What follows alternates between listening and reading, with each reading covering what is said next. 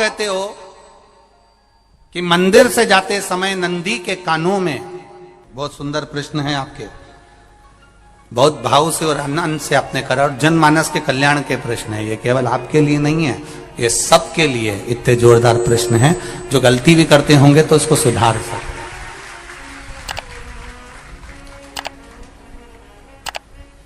आपने कहा कि नंदी के कानों में कहना चाहिए, लोग हंसते हैं, कहते हैं बताओ वो नंदी के कानों में भगवान को कहना चाहिए।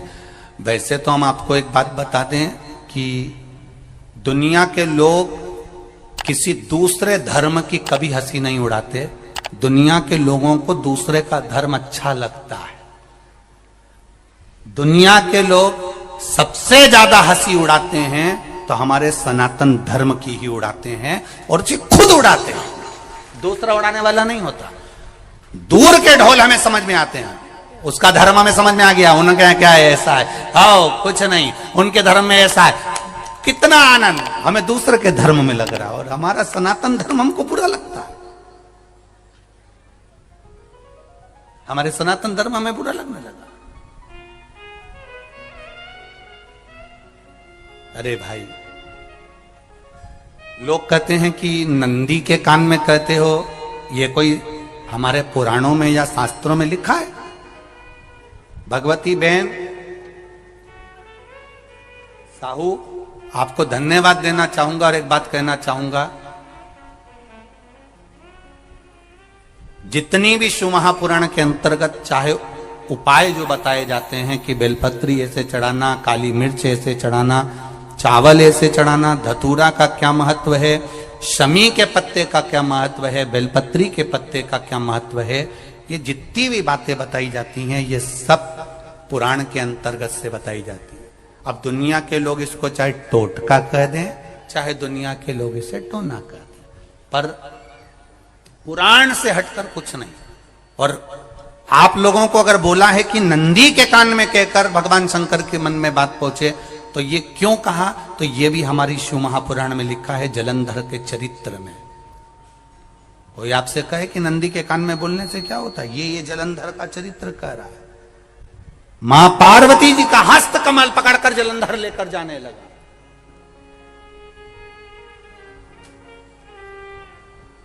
वृंदा का पति लेकर जा रहा। वृंदा तो भगवान की भक्ति में लीन रहती थी, उसको तो जलंधर को सबसे ज्यादा तकलीफ थी नारायण से, पर शिव के पास आ गया, क्योंकि ईर्षा प्रवृत्ति, अभी कथा में कहा, कोई कोई ऐसा होता है जिसको तुमसे बेर नहीं होता तो भी अंदर से ईर्षा जाग जाती है। कोई कोई ऐसा होगा जिसको अंदर से ईर्षा जागती है, अपने आप अंदर से ईर्षा जागती है, उसका कोई बेर नहीं, और ईर्षा जाग गई, भीतर से ईर्षा जाग। ना आप उससे मिले हो, ना कभी वो आप उसके सामने बैठे हो। कई लोग किसी ना किसी की बुराई करते हैं तो हम लोग पूछ भी लेते हैं, क्यों साहब उनसे मिलकर आए हो क्या तुम? कभी नहीं मिल किया है, कभी उनका सामना हुआ नहीं हुआ, तो फिर बुराई क्यों कर रहा? एक ने कर दी थी इसलिए हमारे ध्यान में था तो हमने भी कर दी। लो, वो कुआं में डूब के मरेगा तो तू भी मरेगा का? नहीं। नंदी सामने बैठा है, गणेश जी को मालूम पड़ गया, कार्तिकेय को मालूम पड़ गया, मां पार्वती जी का हस्त कमल जलंधर ने पकड़ लिया और लेकर चला। मालूम पड़ गया, तब नहीं रहा गया। गणेश जी को क्रोध आ गया और गणेश जी महाराज आए, शिव जी को जगाने लगे, पिताजी पिताजी पिताजी कर कर जगाया, उठो पिताजी, पिताजी उठिए, पिताजी जागिए, पिता को जगा रहे हैं। भगवान शंकर नहीं उठे, तप में लीन थे। क्या करें हम? जलंधर के पास में इतना बल है, इतना बल है, और पिता की आज्ञा नहीं होगी तो हम कैसे मार देंगे इसको? मारने को तो हम मार दें। मां ने आज्ञा करी थी कि जलंधर उसको तारकासुर को मार दो, तो कार्तिकेय ने तारकासुर को मार दिया। शिव जी की आज्ञा नहीं तो हम इसको कैसे मारें? क्या करें?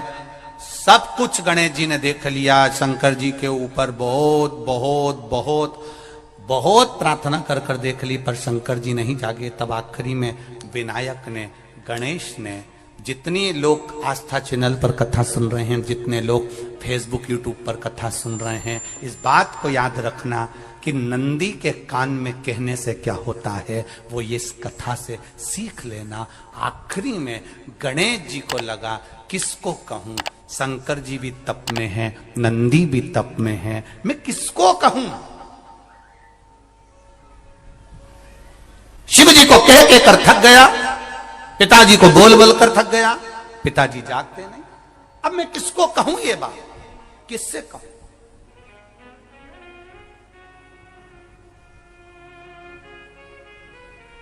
विनायक गए सीधे अब नंदी के पास में। नंदी भी तप में लीन थे, शंकर जी की ओर मुख था, शंकर जी की ओर मुख था। गए और जाकर तुरंत विनायक ने नंदी के कानों में जाकर कहा, नंदीश्वर, मैया का हाथ पकड़कर जलंधर लेकर जा रहा है, पिताजी तप में लीन है, कृपा करिए ना। बस केवल नंदी के कान में कहा, गणेश जी दूर हट गए। नंदी के कान में कहा, शंकर जी के नेत्र खुल गए, शिव जी के नेत्र खुले। ध्यान देना जरा, इस शिव महापुराण की, आशुतोष शिव महापुराण की कथा, जो कथा यहां कही जा रही है, यह कथा पहले के चरित्रों में सुनने को नहीं मिली होगी। जरा ध्यान देना इस संवाद पर, जितने लोग आस्था चैनल पर, जितने फेसबुक यूट्यूब पर सुन रहे हैं। सनातन धर्म की हंसी उड़ाने वाले कह देते हैं नंदी के कान में कहने से क्या होता है, नंदी के सामने जाकर बोलने से क्या होता है, नंदी के पास बैठकर बोलने से क्या होता है, नंदी के पास बैठकर शंकर जी का मात्र दीदार करने से क्या होता है, दर्शन करने से क्या होता है। वो अच्छे से समझ लेना, जो लोग सनातन धर्म पर उंगलियां उठाते हैं वो अच्छे से समझ ले इस बात को।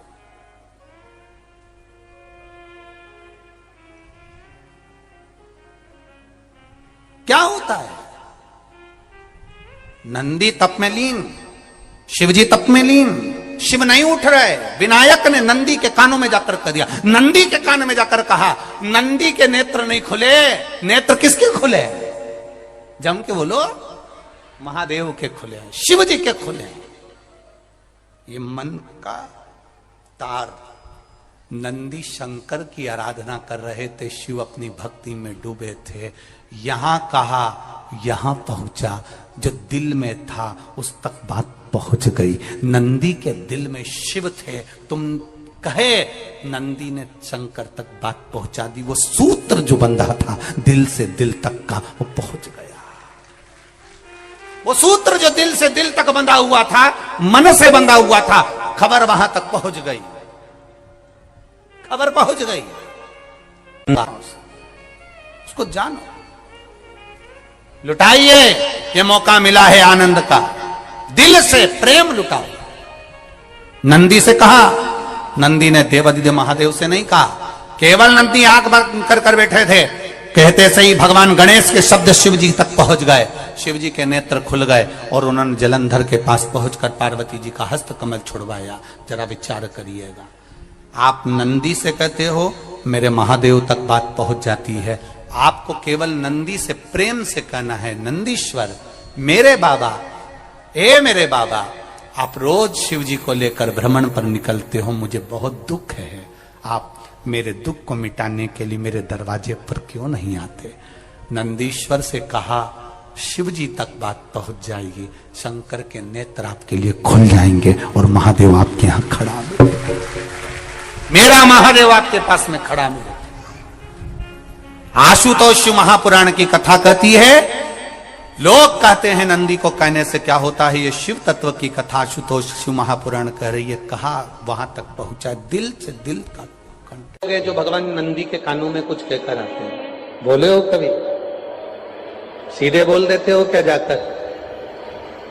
नंदी के कानों में कहने का भी एक तरीका है, आप लोगों को मालूम होगा वो तरीका? नहीं मालूम? बेलपत्री की जो डंडी रहती है ना, बीच का जो भाग है, ध्यान दिए ना जरा सा, ये बीच की जो डंडी है, फिर से देखिए, बेलपत्री के 2 पत्ते और उसके पास में जो बीच की जो डंडी का भाग है, दिख रहा है आप लोगों को? ये 2 डंडी, ये बीच की 2 पत्ती और उसके बीच में जो 2 डंडी का भाग होता है। जब हम देवादिदेव महादेव से कोई बात कहने वाले होते हैं ना कि बाबा बहुत दुखी हूं, बाबा बहुत तकलीफ चल रही है, बाबा मैंने एक कंपटीशन एग्जाम में परीक्षा दी है, बाबा मेरे जीवन में ये तकलीफ हो रही है, बाबा, तब इस बेलपत्री की जो ये डंडी होती है, इस उंगली से, इस अंगुष्ठ से इस डंडी को पकड़ा जाता है और बाबा के कर्ण में कहने से पहले ये हाथ को नंदी के ऊपर रखकर फिर हम बाबा के नंदी के कानों में कहते हैं और चलते समय इस बेलपत्र को अशोक सुंदरी की जगह पर चढ़ाकर वापिस सजाते हैं। देव अधिदेव महादेव को पार्वती की बात मानना ही पड़ती है और वो कहना ही। ये बेलपत्र की महत्व है। ये जितना फल एक बेलपत्र की पत्ती में, उतना की उतना फल। हम आपसे फिर कहेंगे, कभी मौका मिल जाए जिंदगी में, कभी तुम्हारे जीवन में अगर मौका मिले और कहीं बेलपत्री का वृक्ष मिल जाए जिसकी छांव तुम्हारे ऊपर पड़ रही हो, तुम्हारे ऊपर अगर बेलपत्री की छांव पड़ रही हो, उसके नीचे बैठकर कभी मौका मिले, एक बेलपत्री का पत्ता मात्र रखकर आप शिव जी का नाम लेकर जल भी अगर समर्पित कर रहे हो ना, तो वो 12 ज्योतिर्लिंग को जल चढ़ाने के बराबर फल प्रदान कर। एक बेलपत्री का पत्ता, एक बेलपत्री का वृक्ष, एक बेलपत्री के वृक्ष की छांव हमारे जीवन को कृतार्थ कर देती है, धन्य कर देती है, कृतार्थ। कभी भी शंकर के मंदिर में जाओ, शिव जी का पूजन कर जब वापिस आओ, तो शंकर भगवान के मंदिर में जो बाहर नंदी बैठता है, उसके कानों में ओम नमः शिवाय बोलकर अपने मन की कामना उसके कानों में बोलकर आप आ जाइए, आपकी कामना 3 महीने में पूरी हो जाती है। नंदी के ईश्वर भगवान का स्मरण करिए। अगर 7 बेलपत्र आप शंकर को समर्पित करते हो तो 1 बेलपत्र नंदी भगवान पर भी अवश्य समर्पित करो। नंदीश्वर भगवान शिव को समर्पित, 1 बेलपत्र नंदी के ईश्वर की ओर चढ़े। और बहुत ध्यान दीजिए महाराज, अगर कोई काम अटक रहा है, नहीं हो रहा, बहुत प्रयास करा, तो भगवान शंकर के मंदिर में 5 बेलपत्र चढ़ाइए। और शंकर भगवान की जो छोटी लड़की है अशोक सुंदरी, आपको बताया था ना अशोक सुंदरी का स्थान, भगवान शंकर की 6 लड़कियां हैं, उसमें से सबसे छोटी लड़की अशोक सुंदरी की जगह पर 1 बेलपत्र चढ़ाइए। फिर 1 बेलपत्र नंदीकेश्वर पर चढ़ाइए और नंदीकेश्वर पर चढ़ाने के बाद भगवान शंकर के मंदिर के बाहर चौखट पर दिया लगा दीजिए साइड में, और फिर अपने घर पर आ जाइए, आपका कार्य सफल होना प्रारंभ हो जाएगा। नंदीकेश्वर भगवान नंदीकेश्वर का स्मरण कर लेने पर जीव आनंद सुख की अनुभूति करता है, आनंद सुख को पाता। भगवान नंदीकेश्वर का पूरी दुनिया में केवल एक केदारनाथ ही एक ऐसा है जहां पर ओम कुंड विराजमान है। कौन सा कुंड है वहां पर? ओम कुंड। जो बच्चा हकलाता है, तोतला बोलता है या गूंगा होता है, जिसकी वाणी नहीं होती, वो अगर ओम कुंड पर जाकर ओम बोलने का प्रयास करता है तो जितनी देर तक उसके मुंह से घुंड की आवाज निकलती है, उतनी देर तक ओम कुंड में से पानी का बुलबुला निकलता रहता है। और 7 या 8 बार बोलने से व्यक्ति हकलाना छोड़ देता है, तोतला बोलना छोड़ देता है और उसकी वाणी आ जाती है। वो ओम कुंड केदारनाथ जी में बसता है। कहां बसता है? केदारेश्वर।